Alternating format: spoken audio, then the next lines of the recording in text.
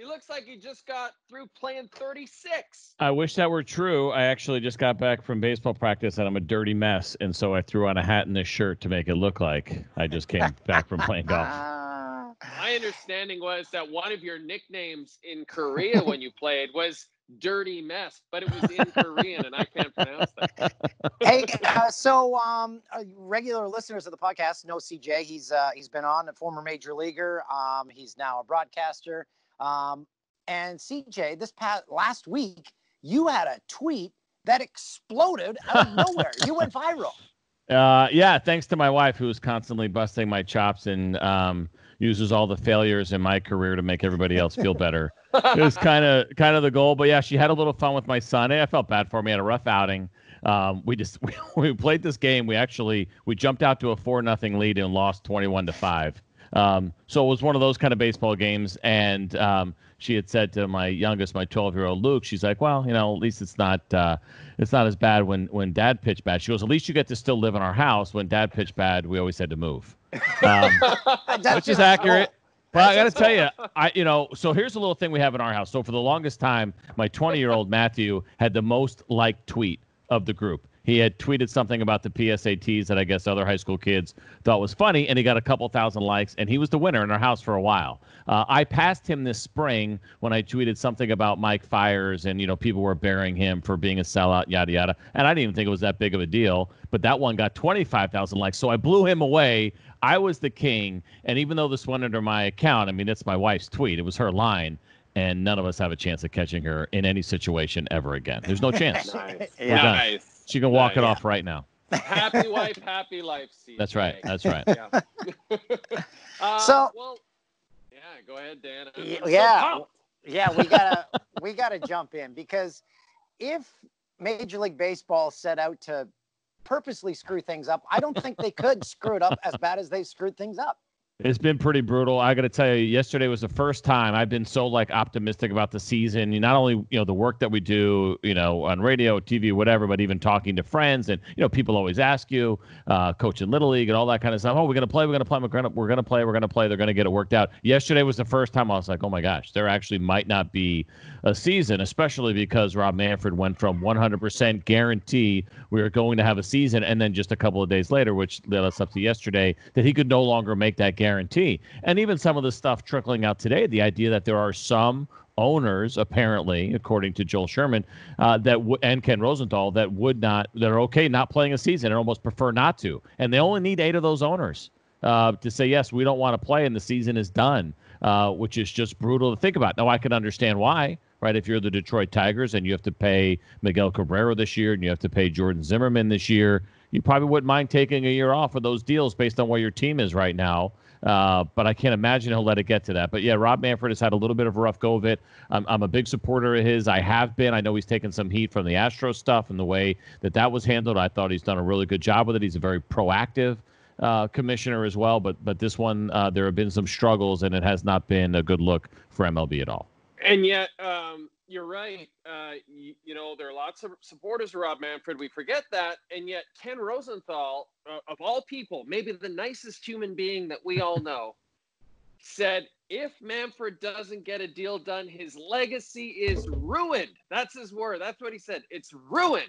Well, you know what happened? Don't piss off Ken Rosenthal. Listen, obviously, we all know him well, but Red Ken, that's a different character. Nobody wants to make him angry. But listen, because everyone's frustrated that there's no baseball right now, and baseball had a huge opportunity with no other sports being played. Generally June or July at least should be our month anyway, and it seems like that's starting to dwindle away. Now, this whole thing has been negotiated in public, which hasn't helped things either, right? Sometimes we talk about not wanting to kind of know how the sausage is made. I just want to eat it and enjoy it, and I know it's probably disgusting and terrible for me, but I'm okay with it. Just don't show me how we get there. And right now, that's kind of the process that we're going through, I think, with these negotiations, which, listen, from our standpoint, it's good because it gives us something to talk about. You got to remember, I do a show a couple of days a week on an all baseball channel. That's it. I can't talk about anything else but baseball. So the idea that things have been leaked help us a little bit. But it's fair to say, I think it's a fair criticism right now from Ken, because if they really do blow this and they don't get the next CBA done either, right, that's the thing that's coming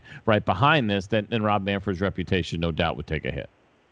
I once watched one of those shows, How It's Made, on hot dogs, and I can't get it out of my brain. CJ, let me sum up Trevor Bauer's tweets from, what was it, yesterday, where I don't know if you agree with him or not. He said, Major League Baseball has 50 games. They only want to play 50 games. That's how it's been all along. And now this is another stall tactic. So they'll get to a point where, we can only play 50 games. Do you agree with what Trevor Bauer is saying? I thought he brought up a really good point. Obviously, we know that he can get emotional at times, and there's times where he probably flies off the handle a little bit, and you wish that he would tuck it in. But we love the raw emotion of players, and that's both the gift and the curse, I guess, of social media. But I thought he had some really good points in there when you think about the idea that the players had come to the conclusion that there really wasn't a negotiation going on here anymore, that Major League Baseball had only one number in mind when it came to paying full salaries, right? They offered 72 games, but not at full salaries. The players were like, listen, it's full salaries, and that's it. And they finally got to the point and said, how many games you want to play at full salary? Go ahead and set that schedule. And then they still wouldn't do that. And so I thought when you think about that and how much time is left right now, and then the fact that we understand that that Major League Baseball came to these players and said, we also want you to sign this waiver that says you will not file the grievance. I think basically what Trevor Bauer said makes a lot of sense. They can't stall. They can't have offered 72 games in their latest proposal and then implement, say, 54 today or tomorrow and not think they're going to face a grievance. They would. And there's a lot of money at stake, the upwards of $1 billion, apparently, when you look at the difference in the number of games. And that's just a chance that they're not willing to take. But I got to tell you, I thought Steve Phillips made a really good point today. The idea on our radio show this morning is just the idea that, okay, well, if that's a risk they're not willing to take, right, and they're worried about that $1 billion, well, what happens if you cancel the season? If you cancel the season after you had made a 72-game proposal, there's an outside chance that you would have to pay 72 games of salary without having any games. Now, you talk about a risk. The $1 billion, I understand, was a risk, but now you're talking about maybe $2.5 billion, and that's certainly something that can't happen either. So because of that, I do believe they find a way to get something done. But I think Trevor Bauer and some others brought up a really good point that it's starting to feel like a stall tactic, and they weren't expecting the players to say, okay, however many you want, just go ahead and let us know, and let's get started. And Major League Baseball has been unable to even do that. I mean, trying to be as impartial as we can be, when you're asking the person across the table to sign a waiver that you won't file a grievance, aren't you basically admitting that you're lying, that you're wrong? Or at least that you don't feel good. Or like, even if you split it down the middle, like you could say, okay, do they think they're 100% wrong? Maybe not 100%, but do you want to take that chance? Say it's even 60% for $1 billion. I don't. Yeah. I certainly can't afford to do that. And so I think that's probably part of it, knowing that there's a possibility that they could lose, right? The idea of putting that in front of an arbitration panel and letting them make a decision. We always feel like, a jury of your peers is a good thing. Well, there's always that one crazy guy you never know that can ruin it for everybody, and now you're out $1 billion. So you even got to the point, because you do Rangers broadcasts, have you discussed, would you guys be on site calling games, or have you even gotten to that point? So, no, we have discussed it a little bit. I know some organizations have talked about it more. So we have the new stadium, obviously, down in Texas. Everyone's really excited about it. We'd love to see it and get in it. The idea of calling games still at the home ballpark would happen, and we'll see if we even get there, obviously. But right now in Texas, and I know the numbers have spiked a little bit, but they're at 50% capacity. So they could even open up those ballparks at 50%. I don't think they will right away, but they could. And we would have a normal broadcast. Why the team is on the road, we would either call the games from a studio right there in Arlington, where Fox Sports Southwest is set up. They actually have one of the larger studios. Other teams could also call their games from there. Of all the Fox regions, they have one of the bigger ones. Or maybe even call the road games from the home booth. Which is something I think the Rangers would like to do, because then you could have the radio and the television broadcast in the same spot. I threw out the idea to both my bosses at Fox and with the Rangers about maybe calling games at Texas Live, which is this new huge indoor venue that they have. It's humongous. There's a 100-foot television in there. I'm like, man, if we could put some version of a booth in there, and then there's a 100-foot screen in there, put the game on there, and then we would have a crowd that we would actually be able to get some crowd noise with, which would be nice, instead of sitting in a booth and calling the game with absolutely no noise unless anything that they kind of pump in. So that would be fun, I think, to be able to do something like that, just to give you some atmosphere and feel like somebody's feeding off what you're saying. CJ, you should be a TV executive. Yes. Listen, you and I have met plenty of TV executives. I'm I'm going to take a pass. I'm not going to comment. Because I'm not qualified, I mean. That's what I mean by that. Right. Yeah, you're not qualified. I'm not going to comment anymore. CJ, the thing I think, and I wonder if you feel the same way, the thing that is so frustrating for me, aside from the fact that, yes, baseball could own the sports world right now, and baseball kind of needs that boost right now because it's become a little too regionalized. It needs to get to be more of a national star sport again. But the thing that is most frustrating to me is the things that were going to be implemented. DHs in both leagues, shorter season, expanded playoffs were things that me, as a lifelong baseball fan, was totally excited about and didn't think took away from the game. And in fact, thought that once they come in this shortened season, they would continue on after that because people would just love them. Do you agree? I'm with you on that one. I've been a proponent of the DH pretty much since I knew I was done pitching and didn't have to worry about it anymore, right? Having the universal DH for everybody, I think from a competitive balance standpoint, it makes a lot of sense, right? There are certain players as they get a little bit older that the National League can't really be in on for a big free agent. I always use the example of Brian McCann from a couple of years ago when he went to the Yankees, right? He got $85 million over 5 years. Would a National League team pay that? I mean, I know we ended up with the Braves at the very end of that deal, but there's not too many National League teams that would go ahead and take that plunge. And so from a competitive balance standpoint, I've been in. Yes, we like watching Bartolo Colon hit a home run, and that was a great thing, but it just doesn't happen enough. And even when Madison Bumgarner takes Clayton Kershaw deep, that's super fun as well. But again, the frequency's not there. So I'm with you on that one. The idea of having that, we were going to have expanded rosters anyway, right? We were going up by one. The idea of going up by a couple shorter rosters in September we were supposed to see. There was definitely some opportunities, and there still may be. Expanded postseason is a big one potentially. Now, if Rob Manfred implements to say he comes down and says, okay, it's 54 games and we're done, they can't do expanded playoffs because they have to have it negotiated with the players. They'd actually have to come to an agreement and a settlement to be able to do that. But bumping up to 16 teams in the postseason, especially now when you have the idea of there's going to be more revenue there. I know they talked about 14, but I think 16 would work really well because in a shortened season, let's just say we were to play 54, which is exactly 1/3 of a season, the idea that the team that had the best record maybe doesn't get a huge advantage for this year, that's probably fine. Over 162, yeah, you'd have an argument that that's not fair, but to be able to do it, say, over 54, go ahead and everybody plays a 3-game series to start it off just to get you down to 8 teams. I would like to see that because we know that postseason baseball is pretty well received. So that's another way to do it, and another thing that we have a chance to see. Hopefully we don't miss out on it. Hey, CJ, do you know what your batting average was for your career? I was 2 for 15. I know that. So what's that math? Is that 143 or 134? 133. 133. Okay. So, yeah, my first I'm sure I told you guys this, but I was a pitcher only by the time I was a sophomore in high school. Like, I was a terrible, terrible, terrible hitter. And so I'll give you a quick funny story. So my sophomore year, I make the varsity team, right? And at that point, in my mind, I was still a first baseman, outfielder, pitcher. First day of practice after I find out I make the team, I go up to my varsity coach, and he's like, all right, outfielders are going here, infielders here, pitchers there. I said, Coach, where do you want me to go? He goes, let's do this. Let's go ahead and put you with the pitchers now, and we'll worry about your hitting later.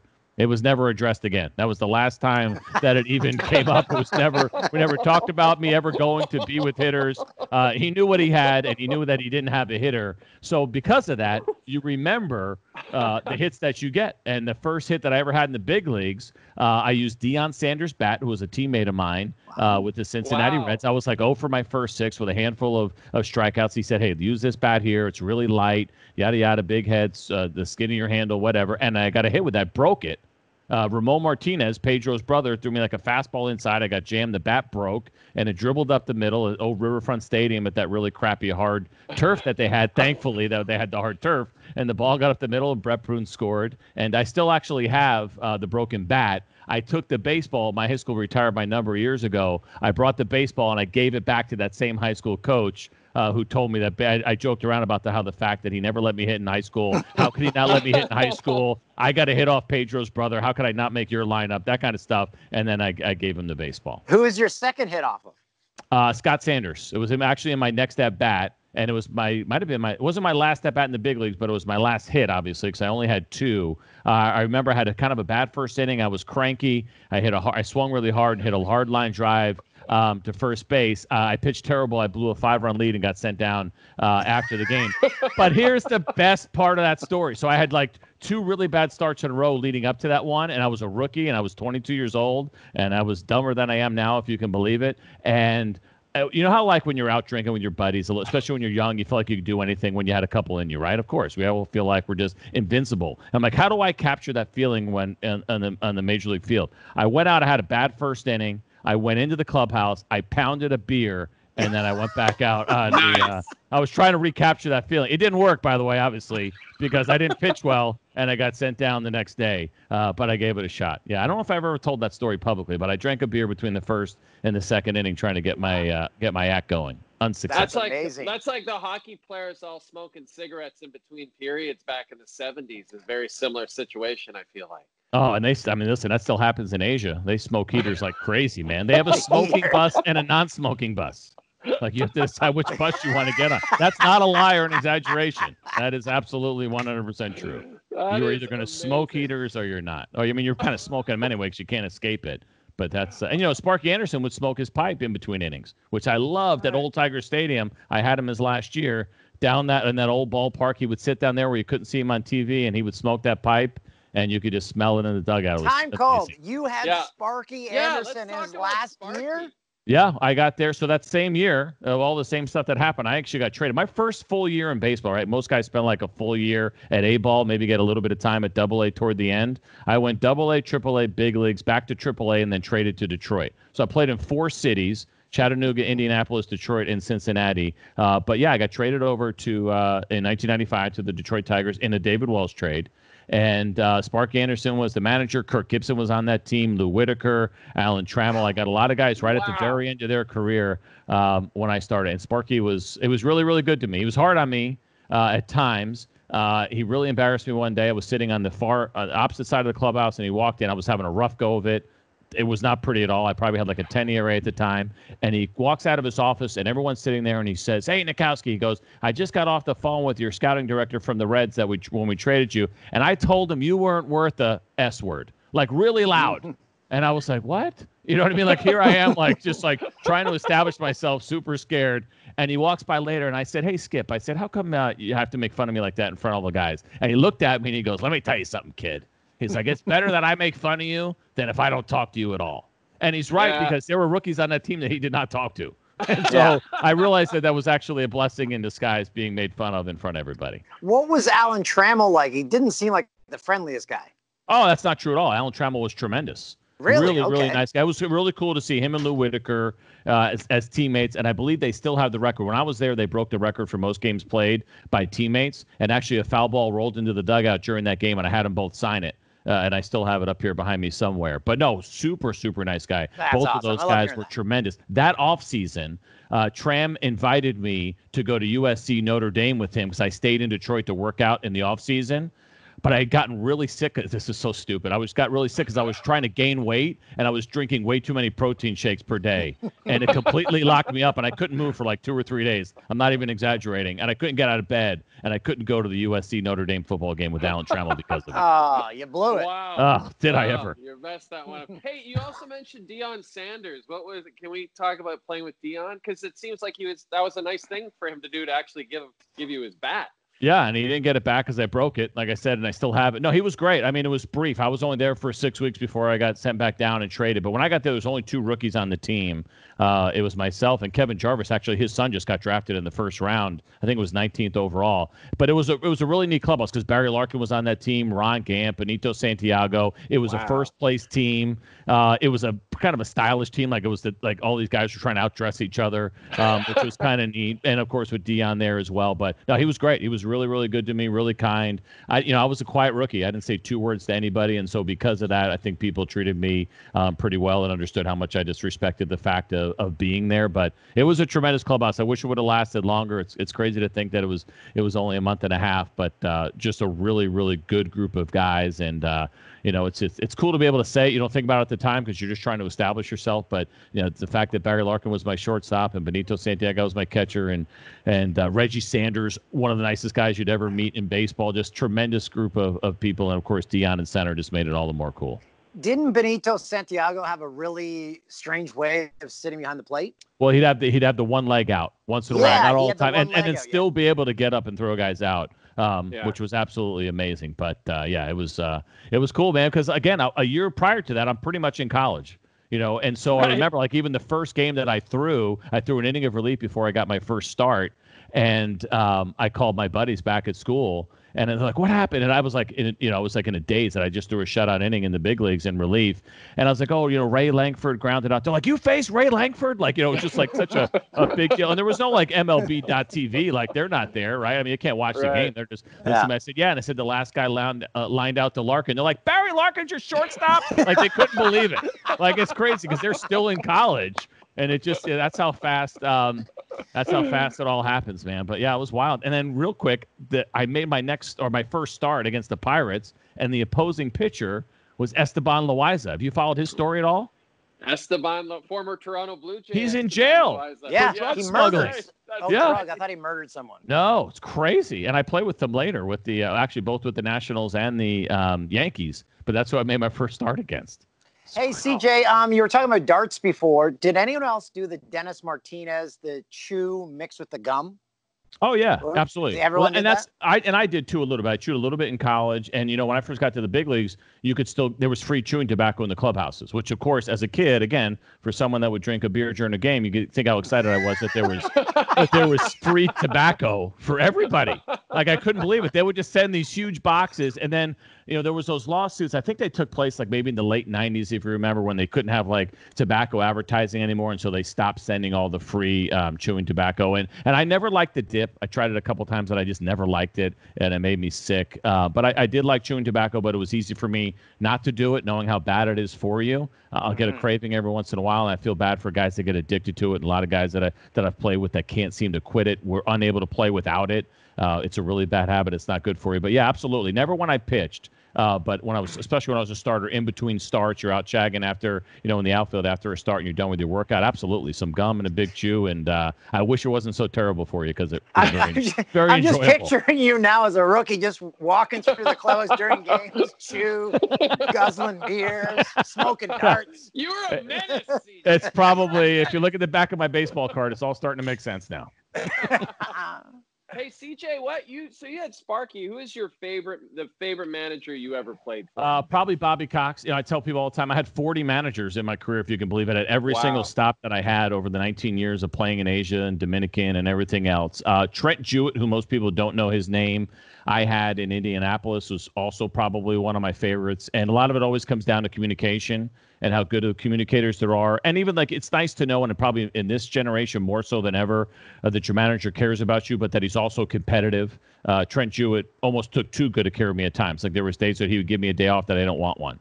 And so I really enjoyed him, but he was just an excellent communicator. If you think about with the Braves over the years and watching games, you'd always hear Bobby Cox like clap. Like you could hear him on the mic, right? You could hear him like clapping, and it didn't matter who you were. It didn't matter if you were Chipper Jones or CJ Nitkowski. He treated everybody the same, and he genuinely pulled for you. And it wasn't about him. It wasn't about his record. It was strictly about getting the best performance out of you so that you could help the team win, and we'd have a chance to, another shot at a World Series, obviously with the Braves with the long run that they went on. But he was the best. When I got released, honestly, I think he felt more bad than I did. Like it was really, and you appreciate that kind of stuff because not everybody's like that. Not everybody cares as much. It's a high pressure job, and it's easy to get a little focused on yourself. And he was no doubt the most selfless manager I've met. He was manager of the my favorite Jays team of all time, the '85 Jays. He's very loved up here for sure. You never hear anybody say a bad word about him, right? There's certain teams where players leave, and especially now with social media, there's more opportunities to do it. They're kind of throwing darts on the way out or whatever. I don't know if you've ever. I could think of any drama surrounding Bobby Cox and players after things might not have gone well for a particular player. Just if it's like anything, if you're treated with respect and you feel like they actually care, even if it goes poorly for you, you can appreciate that, you respect that, and when you leave on good terms. How do you think Chipper is going to do as a broadcaster? It's interesting. It's funny you say that. I was just thinking about that today, totally randomly. He doesn't live too far from me. I don't see him very often, but I was just randomly thinking about that. I'm not even sure why. First of all, he'll have great insight. I think the idea of taking you inside the mind of a hitter and what he thinks of pitchers thinking. Like that's, I think, where the greatest value is. The one thing I always tell guys when they start, like a lot of guys will reach out to me just because they're like, well, how do you get there not being a big name? And I always tell them, like, you got to be yourself, first of all. Don't force like analytics just because it seems like that's the latest and greatest thing. But people want to hear not just your personal stories. Those get old pretty fast, but they want you to take them into the batter's box. They want you to take them into the dugout, the bullpen, on the mound, whatever it may be, and bring that experience to life and bring something new to the table that maybe other people weren't thinking about, but be genuine. I think that part will be really easy for him. But it's hard sometimes, just like it's hard for great players to be great coaches, right? That's kind of always out there because they don't necessarily understand failure, and it's hard for them to relate to the average player. For the great player to be a great broadcaster certainly takes some work. The stories that, like I said, at some point are going to run out and they're going to get old, and you don't want to get repetitive. And I think he'll be fine. I think he'll be really intriguing. I think Mets fans are going to hate him, and most other teams are going to really enjoy it. Do you think our buddy Gabe Kapler is going to have a better run in his second opportunity as a manager? I think so. I mean, think about this, right? The way that things went for Cap, and I got to see him in spring training. It was funny. I was thinking about this real quick, too. He was the last person I hugged before the whole COVID thing came down. And I was like, wow. Gosh, I really hope that I didn't have it, or he didn't, because it was still okay to do. We were on the fence on whether or not you could do it, and I just went in and did it, and I actually felt a little guilty about it. And then I remember he's the last person I hugged ever since baseball shut down, and so I'm sure he's fine. Obviously, we haven't heard anything. But no, I think he will. Remember this, the Philadelphia Phillies, they did not want him to go. Like the baseball operations people wanted him there. And to me, that tells you all you need to know. I think there was some pressure. Sounds like maybe from some ex-players. They got to the owner. The owner reads what's in, I say the newspaper, but, what's online and those columns that are written by those covering the team. And I think that kind of pushed his decision a little bit. And for Farhan Zaidi, who knew him from his days with the Dodgers, couldn't wait to get his hands on him. I think what baseball people that know the game and are making hiring decisions, the way they act about any player or any potential coach, I think tells you the story. And the story is there that he's wanted in the game, and I think he will do well. Plus, I just jacked. Yeah. Still crazy jacked. Still crazy jacked. Yeah. But it was funny. So you guys know him well. When I saw him in spring training, he was having his kind of beat writers meeting after the game. And one guy was you could tell, was going in for a gotcha question. And Cap totally called him out on it, but not like directly, like, he kind of in his own little way of doing it. Like, I understand what you're saying, John, but let me tell you why. Like, it was fun to watch the cat and mouse of the guy that was coming at him, trying to get him from, this gotcha. Let me get you, surprise you a little bit. And I said, Cap, you still talk like a TV guy, man. That's amazing. Yeah. Yeah. I'll never forget when he asked me advice about how I prepare for the show, like because he had just started, right, when he was working with us. And I still to this day can't believe that a man who is that prepared about everything in life was asking me for advice about anything. And I simply told him, I don't prepare at all. And honestly, it speaks to who he is, though, right? I mean, the idea that he'll respect no matter if it's an industry that he doesn't know. He's not afraid to be like, I don't know. Right. I think that's a really important attribute and characteristic to have in a leadership role. Everybody thinks they know everything, and I can appreciate the guy or the girl that says, yeah, I don't know that well. Tell me about this, or how do I do it? I think it also speaks volumes about who he is. And I've never seen anyone eat more salads. Oh. You guys didn't have to go to the first meetings that I went to, the very first MLB meetings at Fox. So they bring all the regional people in, all the national people at Turner. You guys never had to do that, right? No. So I'm sitting next to Gabe in this huge ballroom one time, and it's just, it's like Joe Torre's talking or whoever's there, commissioner of baseball. And I see him eating. I look to my right, and he has got a bag of a dozen eggs boiled eggs. He's just reaching in and eating boiled eggs in this beautiful ballroom at the Terranea Resort. And I was like, wow, he really is committed. He's in all the way. Like I'm back in for my third, bagel or a donut or something else. He's over there eating boiled eggs, and no doubt they were organic, farm fresh. I don't doubt. Just crushing them right. I was like, what is that smell? Gabe's eggs. Gabe, read the room. Well, CJ, thanks for coming on, buddy. This was awesome. Yeah, absolutely. It was a big day for me. I struck out like 10, 12-year-olds today at my kids' practice, so I'm riding high right now.